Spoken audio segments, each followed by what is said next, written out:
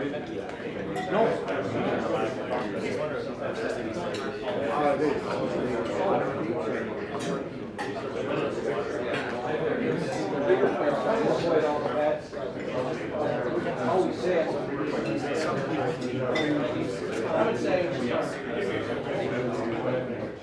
have fear.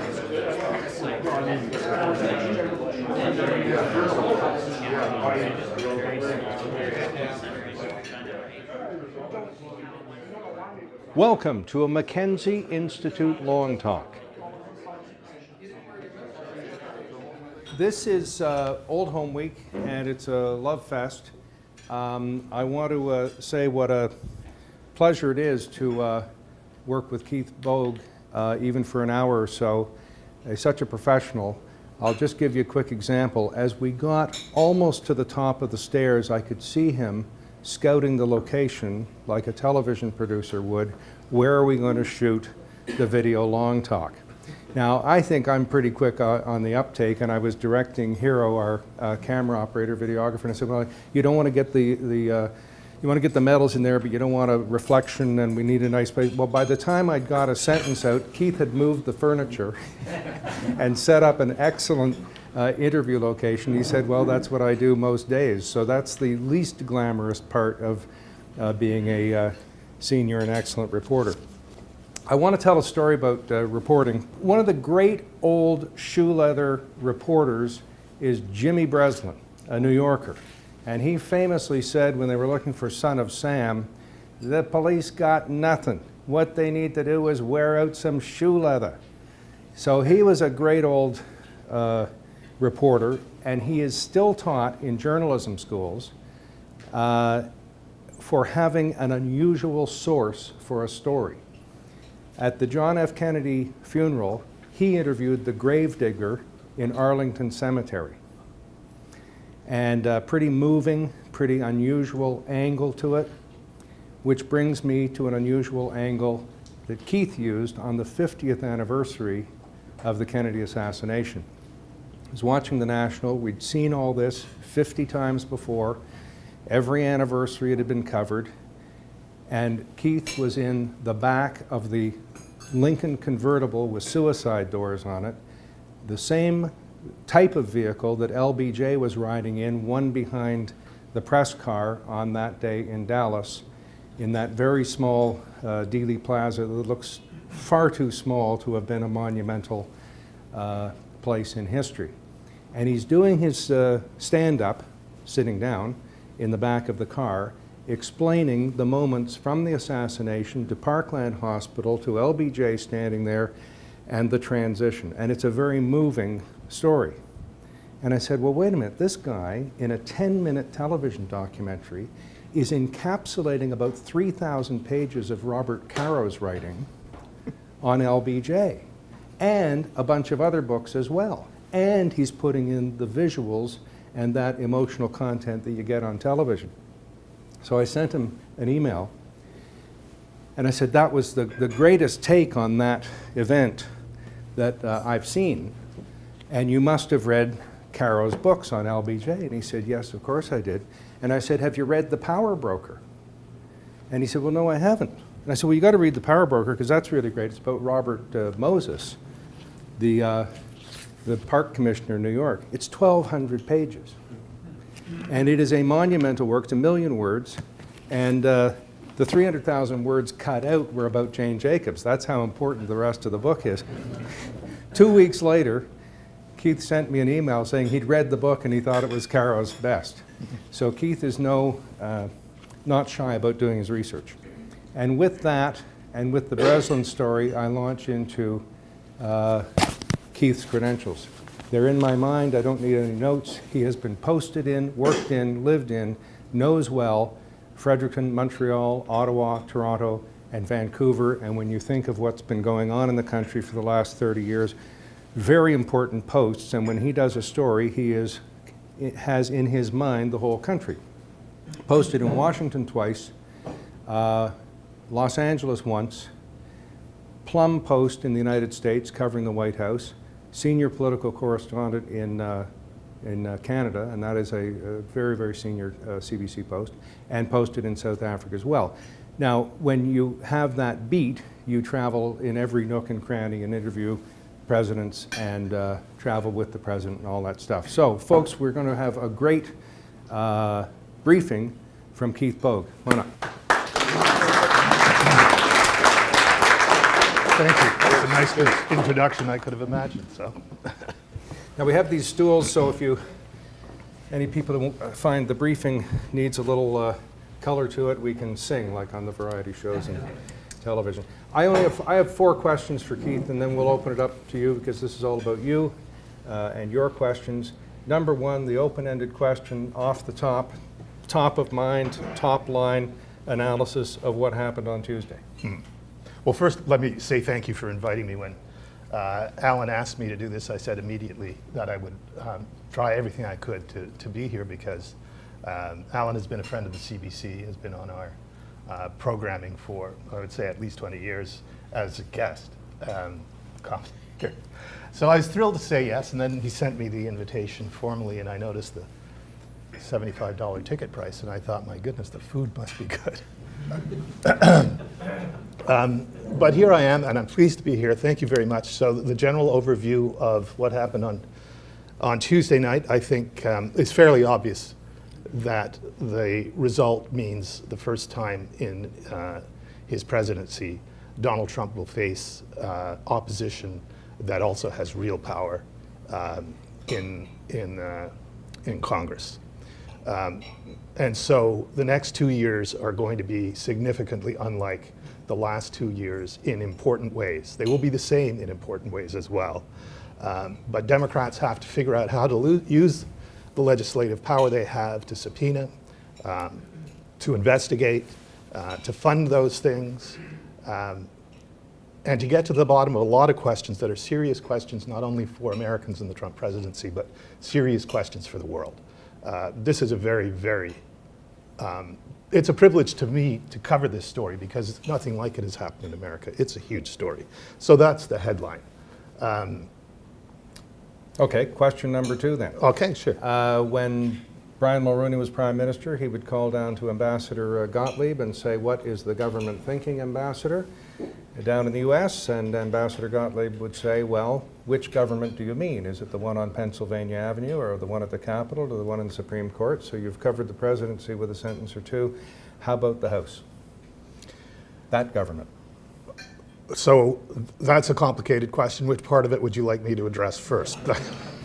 Top of mind thoughts about the results in the House. Well, I think that the results in the House mean that the Republican Party, as we discussed earlier, the Republican Party is forced even more into its more extreme personification in Congress. You're aware, I think, of what they call the Freedom Caucus, which essentially grew out of the Tea Party movement, and it has been a restraint on traditional republicanism. It is purist in its ideology, or it believes it is purist in its ideology. And even with its minority presence in the Republican caucus, it has been the tail that wags the dog. It has made it impossible for Republicans essentially to govern. You've seen how effectively they've driven 2 speakers out of their job, first John Boehner and then more recently Paul Ryan. And what I can tell you is that the results of the election on Tuesday night enhance their power. They don't decrease it. They may not have increased their numbers. I haven't looked at it that way, but they have clearly increased the percentage of the caucus that they represent. So where they might have been 20% before and then 25, they're getting closer and closer to 40%. And that is because they represent the districts that are the safest, reddest districts in the country. They are the most protected against whatever you want to call it, a blue wave or blue ripple, whatever happened on Tuesday night. They are the most insulated against that. So I think that's a fact that will continue to be difficult for everyone, not just the management of that caucus on the Hill, but difficult for the president as well. And the Senate? Well, the Senate is, there are 2 ways to look at what happened at the Senate, and they're not mutually exclusive ways. The president and Senate leaders are trumpeting the victory that they had on Tuesday night. There are ways in which it wasn't a victory. One of the ways in which it wasn't a victory is they didn't win as many seats as Democrats won. But the important way that it was a victory is that they managed to keep control and will probably, when all the counting is done, have increased their majority in the Senate. That's important for a number of reasons.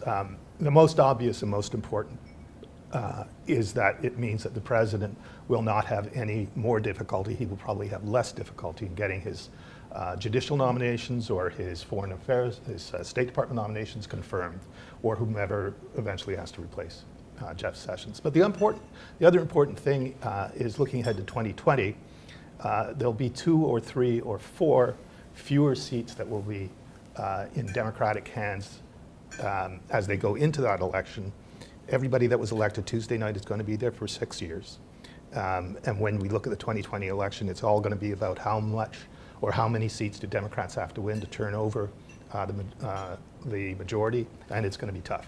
So there's a lot of positive news for the president, for the medium term, and for the long term as well. None of the senators who were elected on Tuesday night will ever have to be in an election where Donald Trump is on the ballot, and I think that probably is a good thing for them. But it's also an important thing to remember that for the country. And the final branch of government, the Supreme Court, I've seen some polling numbers, and I bet yours are better, that Justice Kavanaugh, then Judge Kavanaugh, was not a factor in this election, and yet Joe Manchin, a Democrat who voted for him, was elected, and some Republican governors who voted against him were not elected. Mm-hmm. So what's up with the Supreme Court? Well, I think Kavanaugh was a factor in the election, but I'm not sure that he was a durable factor. So really, not very much changed in the entire election from the summer through to voting day. The one thing that did change seems to be related to Kavanaugh, which led to a spike in Trump's approval rating that has proved durable. But it did not have a downstream effect that was lasting, or at all really, for the House, or that was lasting for the Senate. But I think it is notable, the point that you make, that Joe Manchin was the only Democrat to vote for Kavanaugh, and he was reelected, and the 3 senators who voted against him and who represented, who were Democrats in red states, all of them lost. Now, by way of calling for questions, you might wonder why I would say a couple of sentences to let Keith catch his breath. He was up for 23 hours straight. He's done a podcast. He's done writing for CBC.ca. He has a TV special to rehearse at 3 this afternoon, so fitting us in for a couple of hours is really quite something. So thanks again. Questions? Yes? Some of his insights, but one question is on the governorships.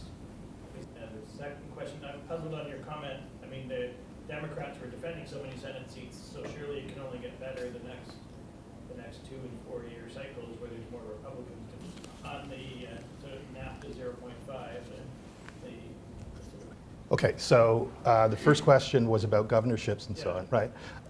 I think that probably there were 2 competing narratives about governorships. One was a media narrative that was kind of like a love affair with some of the stories that the media wanted to see turn out differently. So that would be Georgia and Florida. They got a lot of attention because they looked like they were change elections where you would have African Americans for the first time being governors in those states, and in the case of Georgia, the first African American woman, and it didn't turn out that way. But in the lower profile races, Democrats did well enough that I think that their impact on the post-census redistricting, which is a vitally important thing, will be strong. And what I mean by that, every 10 years there's a census in the United States, so 2020 is a census year. In a census year, state legislatures take that data to redraw districts in their states.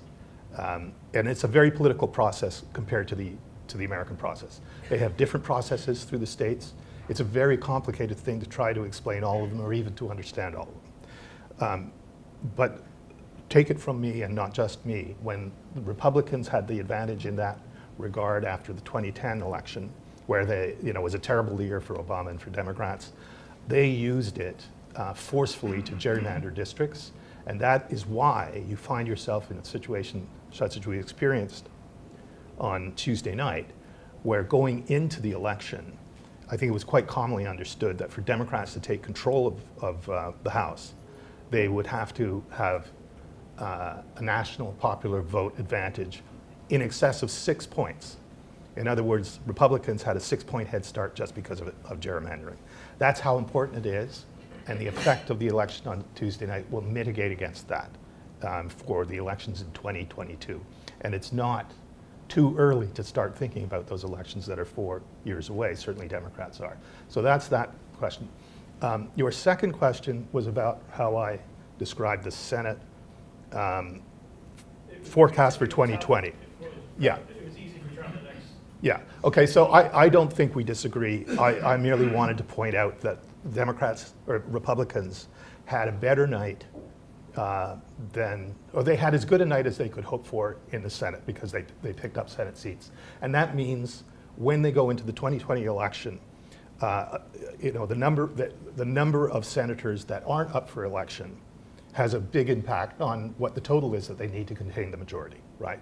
And so they'll have 2 or 3 more than they thought they would have. But as far as the map is concerned, the map meaning which senators are up for re-election in 2020 and what states are they up for, it's a map that favors Democrats much better than the last map did. The last map was probably, and I'm relying on others' research for this, was probably the worst Senate map that that Democrats have had, the worst one that any party has had in 100 years, right? So it was very, very bad for them. And, the result may look bad because of that, but it really wasn't as terrible. If it really wasn't as terrible given the circumstances that they were facing. And we can come back to that. There are other things I might like to say about that aren't just coming into my mind right now. But there was one more question that you asked about trade. And I think the answer is fairly straightforward. I think my experience with trade in Congress over many, many years is that when there's a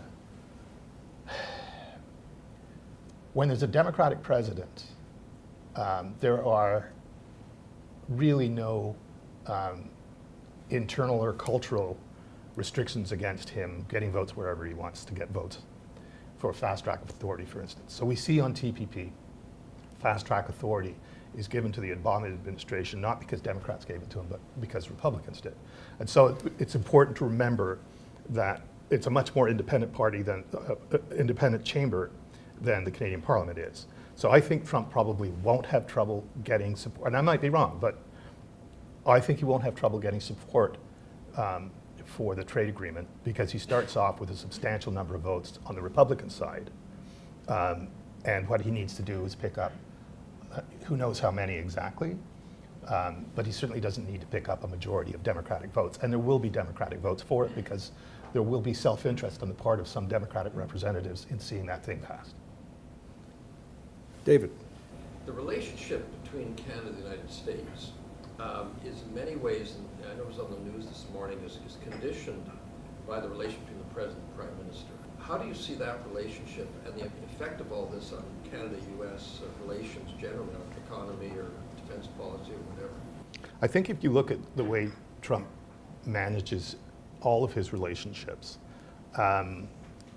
it's become fashionable to call him a day trader in these things. That he may hate you one day and just savage you and maybe not forget all about it, but to him that's just business as usual. And when he needs something from the relationship, of course he's going to be your best friend and just forget all about the offenses that he may have committed against the relationship in the past. It's just the way he does business, but it's not the way that we're used to seeing business done. It's a very difficult person to try to understand, and I think one of the early stories of the administration in terms of relationships was this kind of networking around the globe among those who'd actually had firsthand experience with the president. Leaders just wanting to know, like, what is he like? And Trudeau was one of those. But can I just tell you, from my own perspective, because I've now lived in the United States for the last 9 years, and I've lost touch with a lot of the aspects of Canadian politics that I at least thought I understood very well, because you need to maintain those contacts. I'm not really that good at that.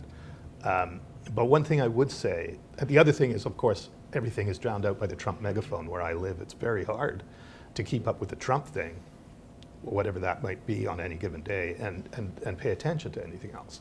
But one of the things that I've noticed in talking with reporters and people about the bilateral relationship is that I think you can miss an important aspect of it if you look at it simply as a bilateral relationship.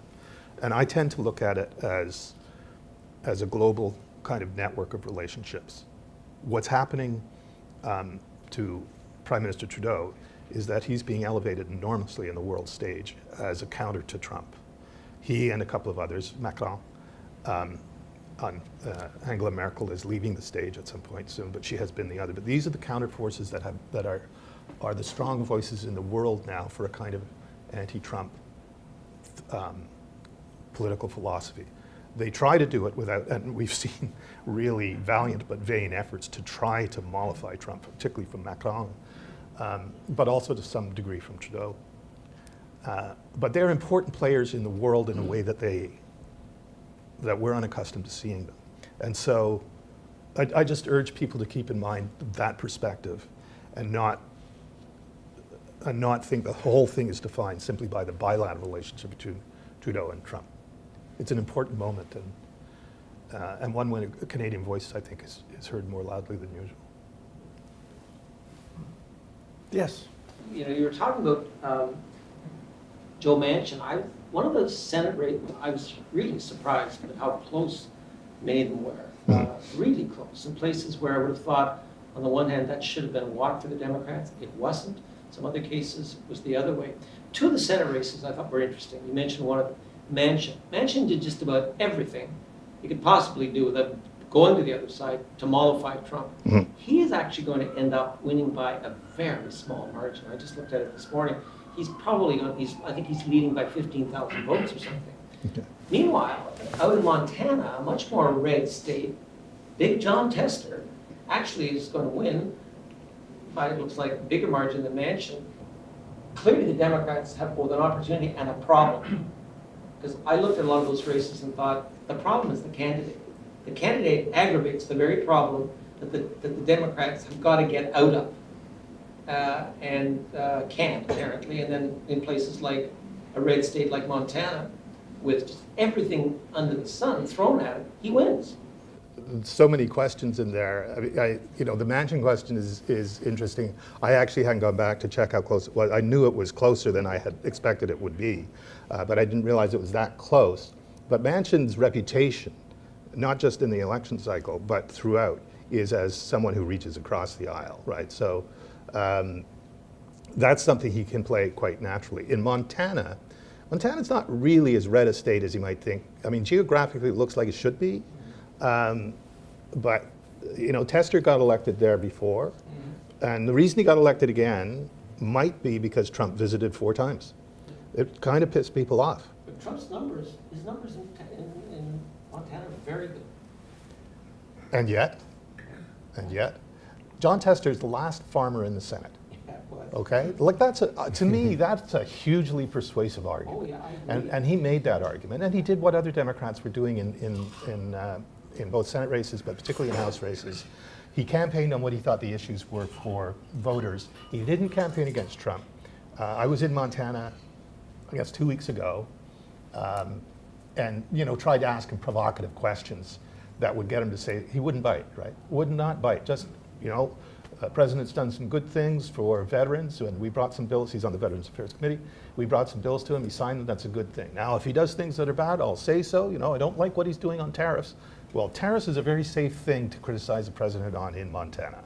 So I just think John Tester's a smart guy, but who also has, a terrific resume for a senator from Montana.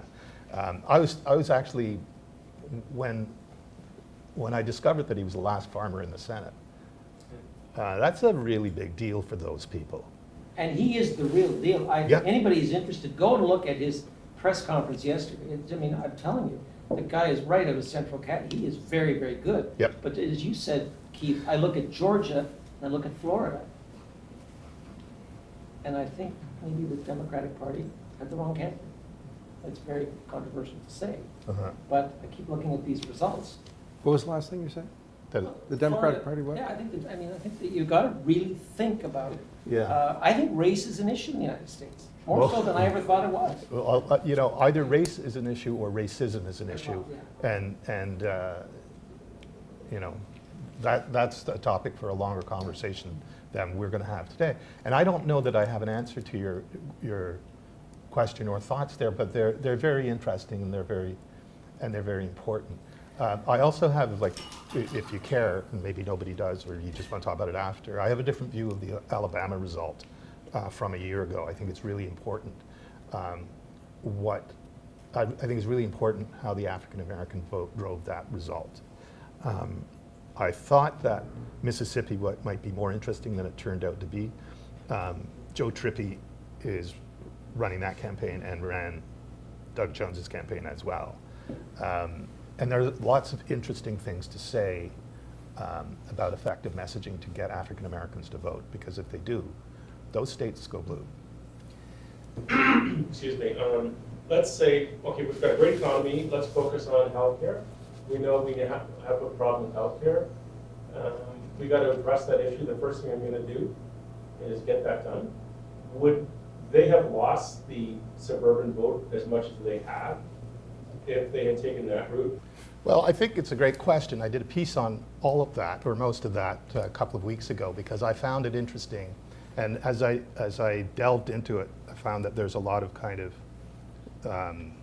or there's a prevalence of kind of strategic thought in politics that you actually can't run on a good economy. That when the economy's bad, I mean, that's a terrific issue to run against, because that's what everybody's thinking about. But when the economy's good, they're thinking about everything else. And this advice was given to Trump in the summer because I guess some were seeing that there was a tendency to try to make the campaign about the economy. And people such as Steve Bannon, for instance, was one of the first to start publicly pushing, and we all know Steve Bannon, right?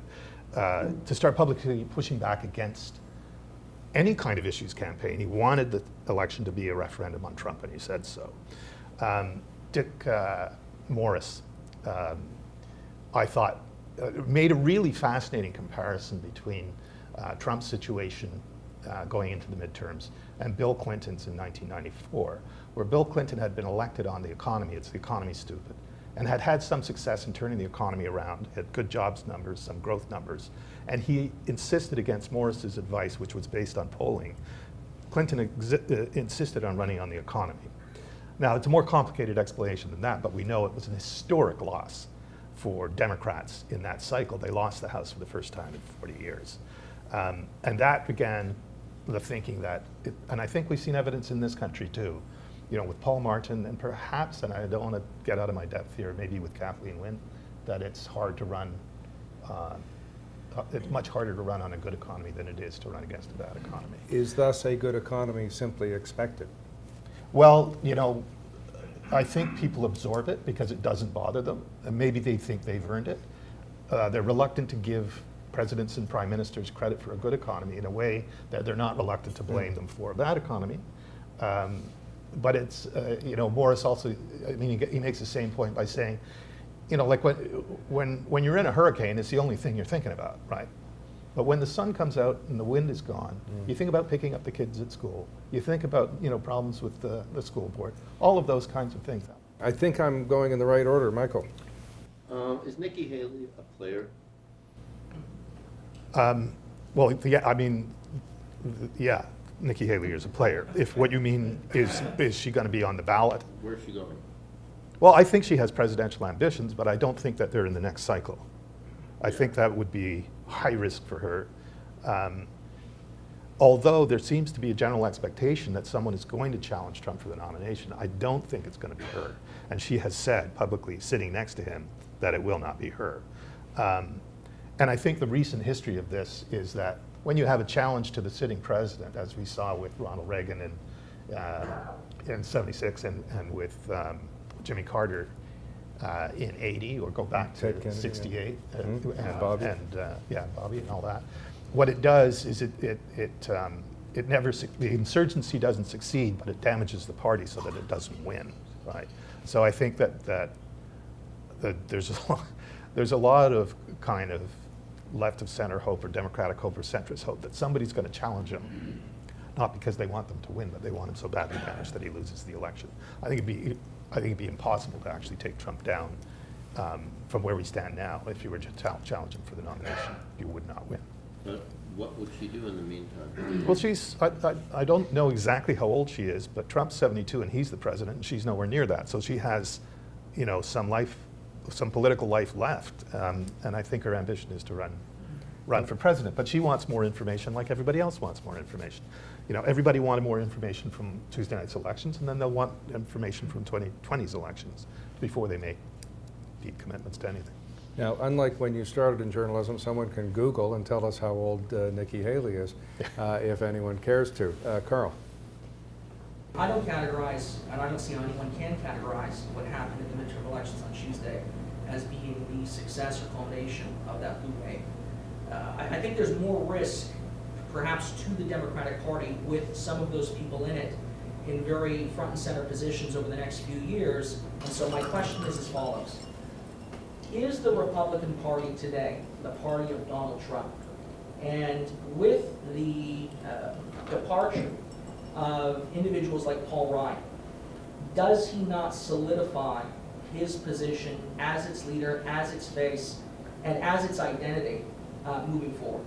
Okay, so the answer to the last questions is yes. This is the party of Donald Trump now. That's its identity. That's also its problem to wrestle with, because Donald Trump was also a drag on the Republican ticket.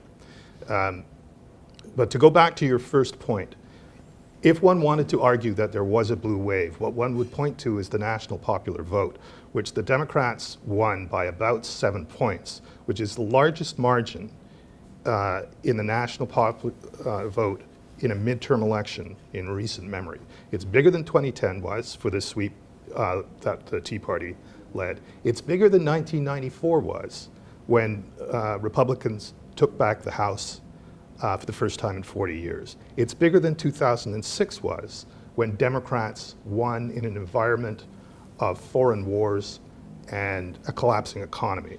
It was huge, but it doesn't look huge because the way the gerrymandered and stacked Democratic vote affect the distribution of seats is so lopsided.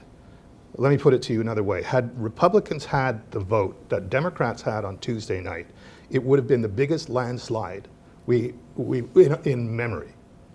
It may have been the biggest landslide since the 19th century.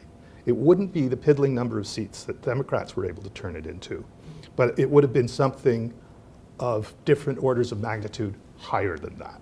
Huge. And so if someone wanted to argue that there was a blue wave, I think that's what they would point out. But nevertheless, I think that if your point is that the Democratic Party has to decide who it is and what is the real image of the Democratic Party that it wants to present to voters in 2020, is it Maxine Waters, or is it something like something more moderate? You know, like some of the candidates who were elected in seats that were flipped from red to blue. Sure, that's a real issue. But having the House as a platform to use to identify themselves is a tremendous asset for them now that they have not had. What I mean by that, Democrats can now, apart from all the other things that they can do to President Trump in terms of investigations, subpoenas, tax returns, and so on, they can also write legislation, introduce legislation in the House, and pass it. It'll be defeated in the Senate. But in the same way that Republicans were able to identify themselves as the party of repeal Obamacare by passing it time and time and time again in the House and have it defeated in the Senate and then passed in both houses but vetoed by Obama, they came out of all of that process as clearly the party that was against Obamacare. And Democrats could choose an issue such as immigration reform or do something on Obamacare and have exactly the same effect. So I guess all I'm saying is don't judge where they're going to be in 2020 by what you saw on Tuesday night. This is the opportunity now, and they may fail at it, but this is their opportunity now to truly define themselves rather than have themselves defined by President Trump. Are you willing to make any predictions as to who you think stands a great shot of obtaining the Democratic nomination leading into 2020? Who's emerging within the Democratic Party as being a real winner? No. No, I'm happy to talk about who I think might be involved in the campaign. But there are lots of reasons I don't like to make predictions. I don't think predictions are a substitute for analysis. And I think that people only remember when you're wrong. But I think the list of people who are going to, who will consider the nomination, I think is pretty obvious out there. The only interesting question now, well, it's not the only interesting, there's so many interesting questions, but one of them is still, what does Beto O'Rourke do? He tapped into something very powerful.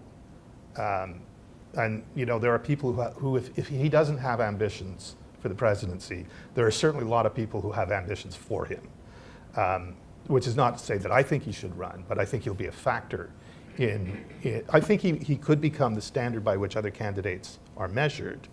And in that sense, he could be somebody who pulls the party to the left. And so in that sense, he could be the person who pulls it too far to the left. Thank you. Yes.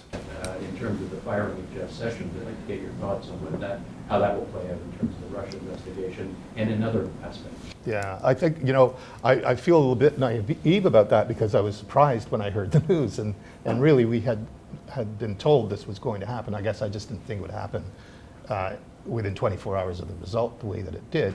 But I think the two things happened yesterday that are a clear indication that the president is girding for a fight about investigations into himself. One of them is the firing of Jeff Sessions, and I'll talk a little more about that, but the other one is the threat he made against Democrats in Congress, that if you investigate me, I will not cooperate with you on any agenda, and others were saying, we'll investigate you as well. And we had begun to hear this in the week or two prior, when Lindsey Graham was musing about perhaps he might take over chairmanship of the Judiciary Committee from Chuck Grassley, and use it to investigate Hillary Clinton. This is the world we're in right now.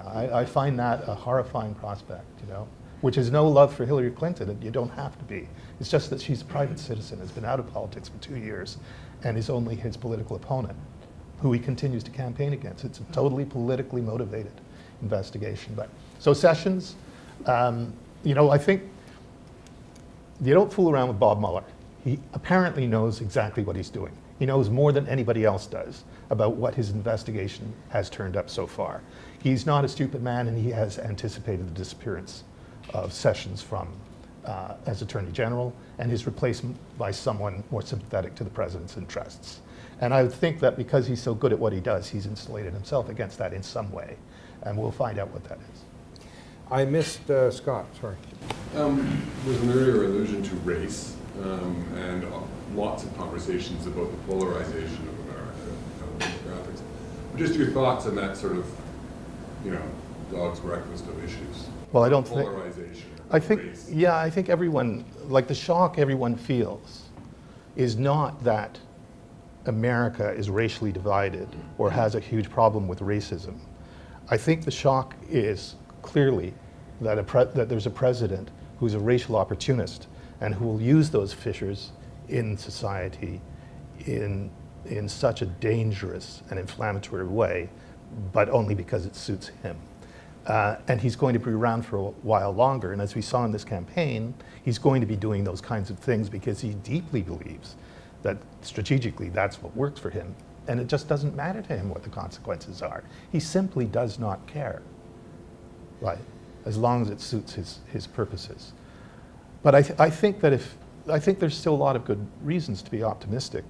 You know, the generation that, like, I think is too easily despised, the millennials and so, they're much more like unresponsive to issues of race when they're dog whistled at them. I mean, it's like, it's just, they grow up with people who are mixed race. So many of them are mixed race. Like, it's just not a world that they're connected to. But it is, you know, at the same time, I've been corresponding with a Trump supporter since 2015, just to so I don't lose touch. And I've had to stop because he's so deeply racist and hateful that I can't do it anymore. And it is, I mean, it's such a numbing thing to come in contact with that regularly. But, that is a feature of American politics and has been for a long time. And in many ways, as you know, America's not over the Civil War yet. It's just not. That's why there's all this pseudo-controversy about monuments and statues that were erected in the 1920s, not to remember the Civil War, but to honor it. Well, let me abuse my platform here and ask a follow-up question. It is said you can't understand America unless you understand New York and the Civil War, and you've raised one of the things you have to understand. There was a lot of hope last night among Democrats that Florida, Georgia, and even at the state House level in Texas, and then the Senate level in Texas, most of those unsuccessful, but enough of a surge to say maybe the Democrats are taking back the South, which Johnson said he had lost for the party for a generation, and he's now a generation behind his own prediction. What are the prospects in the South for the Democrats, do you think? Well, that would be a game changer, wouldn't it? Yeah, it would be a game changer. It's interesting to look at what's happened to the Republican Party over a couple of generations, because it's one of the most important things that's happened in American politics. But the Republican Party has become increasingly isolated in the South, right? It doesn't have a lot of representation from the Northeast. It's got the Sun Belt, and it's got the Deep South, and those are the strongest elements of its caucus now in a way that they haven't been before. What has happened, essentially, is, as Johnson predicted in 1965, the Republican Party became the party of the South in the way the Democratic Party had been the party of the South through decades of trying to obstruct civil rights legislation and so on. Those people didn't change their ideology, that demographic didn't change, they just changed their political party. And so now it's within the Republican Party. But there's so much more interesting things to say about the Alabama election than I think people realize, because they caught up, this is the special election a year ago, that people got caught up in the Roy Moore scandal about whether he did or he didn't molest young girls, right? Roy Moore did not lose the Alabama Senate election because of that story. I know, I was in Alabama talking to Republicans, they didn't believe it. They didn't believe it because it came from the Washington Post. They don't have a lot of regard for the Washington Post. What happened, though, is that African Americans, and particularly African American women, voted. And for the first time since 1992, Democrats won a statewide election in Alabama. The conditions were even better for them to win in Mississippi. Now, it doesn't look like they're going to get that. Mississippi has a higher ratio of black people to white people and a smaller population. Those kinds of demographics are starting to come into play, and they are starting to have some rewards. And I think the important thing for Democrats is how much are they going to invest in that. They can't ignore it in the way that they have in the past. But by having a 50-state strategy and trying to compete everywhere, they will be more interested in getting out that vote. And that's what's going to matter. That's what's going to make the difference. Sorry to delay your question. Will a woman ascend to the presidency in my lifetime? I think so. I think you might even see that in 2020. I don't want to get too predictive, but women are energized by the Trump election way more than men are, right?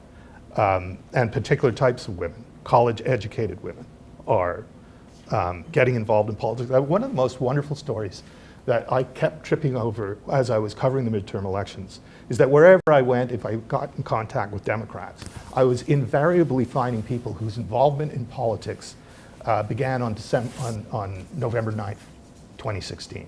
That they saw the result and Hillary losing, and they got on the phone to their local Democrat, and these are women of all ages. I want to get involved in politics. I'm not just going to vote next time, but I want to be involved between now and the next opportunity vote. It's just like meeting people like that is a real privilege of my job. It's exciting. Perhaps two more questions? Yes. Ruth Bader Ginsburg in the hospital, which brings into focus the likelihood of yet another Supreme Court appointment. How do you see it going this time around, given the dynamics we talked about? Are we anticipating that for whatever reason she will create a vacancy, shall we Assuming say? that it could happen sooner rather than later. Yeah. Okay, so, I wish her the best in the long run, yes, we do. including continuing her role. Yeah, and she's won battles with cancer. She's a tough little lady, but no, it's an important question. Several things happened at once that really didn't get a lot of attention when Scalia died. Right. First of all, we know that that Mitch McConnell and the Republicans refused to even have hearings on Barack Obama's nomination, which was Merrick Garland. The consequence of that, the first consequence was that Trump got an appointment to make to the Supreme Court. The second consequence was that during hearings for Neil Gorsuch, Mitch McConnell got rid of the 60-vote rule that would have allowed a filibuster. That not only made it easier for him to confirm a nomination because he needed only 50 votes, but even more important than that, the effect of the filibuster rule was really to put a guardrail against the president in his appointments. Because if the president has to get 60 votes to have his nominee confirmed, he's going to nominate someone that can get some votes from the other side. But what we saw with Brett Kavanaugh was the first time that a president has been able to make an appointment and know that he doesn't need 60 votes to get him through. And so he chose somebody with absolute, complete disregard for what Democrats felt. And that's what's going to happen the next time, too. One more, I think. Oh, yes, please. Arguably, the mirror image of racism is identity politics on both right and left. What do you think is the future of that? Yeah, there's a lot to say about identity politics, and a terrific new book out in the last month called Identity Crisis by 3 academics in the US that I strongly recommend, because it really does get to the bottom of how much racial anxiety drove the Trump election, as opposed to the more generous explanation that it was economic anxiety. It really debunks that quite clearly. You know, I think the answer to your question changed when Trump was elected. Trump has been like a shot of adrenaline into white nationalist movements, and that was evident. I did a story on that in 2015, you know, a year and a half almost before the election of Trump. And I did it because I suddenly saw things like neo-Nazis coming out in support of Trump. Whatever you say about neo-Nazis, they certainly weren't involved in mainstream politics in any way at all. They couldn't have cared less. But Donald Trump said something that resonated with them, and they responded to it. And so I began to look for other white nationalist groups, and they too were hearing the same thing. And what Donald Trump has done that they admire is that he has made identity an issue. Who really is an American? And I think that having uncorked that, it's really going to be difficult to bottle it up again. And it's going to be a rough period. But I only wanted to suggest that to point to what I think are some of the hopeful signs among younger people who aren't triggered by these things in the same way that older people are. I'm hoping to suggest that it will literally die out. But I know that hope has been proved false too often in the past as well. So. Folks, I think that the nice things I said about Keith and his research and his dedication to the facts are completely borne out by everything he said. I rest my case. That's number one. The Mackenzie Institute is a charity. You rightly note that the cost of the lunch and the quality of the lunch, and thank you for that perspective. But you have personally... You know how I meant that. I didn't think I would be worth... in the best of ways, I'm sure. But I just want to say that you helped us raise some money. This is a charity. We take no money from government. All the receipts for books or lunch or whatever it is go right into these kinds of programs. And then finally, all I have for you is this. Now, I know when you get an envelope, you think, well, maybe there's a check in it. But, no, I think we've covered that with the parsimony and the charity and all that sort of stuff. It is our heartfelt thanks and thanks. Thank you so much. Thanks all of you. Some kind of a decent time.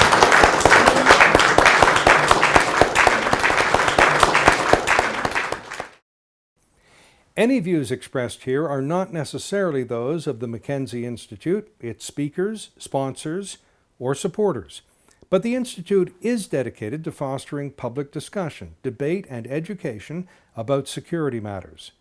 Google the Mackenzie Institute to join the discussion. The Mackenzie Institute is grateful to its sponsors and supporters. Some of our short pods and long talks are a result of the support of Heathbridge Capital Management Limited, the National Post, and Dundurn Publishing.